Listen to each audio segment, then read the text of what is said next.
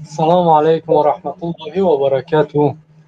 علیکم یک السلام و برکاته. سوال ما چنین است استاد که همین شخصی است که پیش سنی مذهبو میره، میگه من سنیم، پیش شیعه میره کار شیعگیشو میکنه، از قفای همو با سنی مذهبو را از قفاش نماز جمعه نماز جمعه میتیه پیش درو است.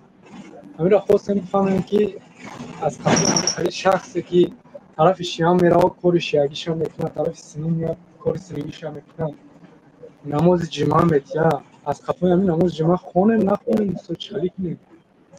و اگر واقعا شیعه باشد نمیشد خوند. لیکن نپرسیده میشد که برای چی این کارو میکنی؟ برای چی این کارو میکنند؟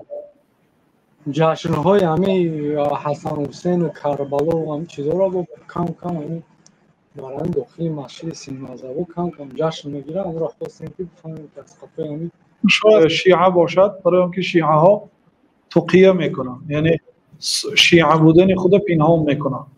من سنی گفته میگردم. این دروغ گفتن در دین آنها عبادت است، ثواب است. میگم که دروغ گویی ثواب است برای سنی علل خصوص.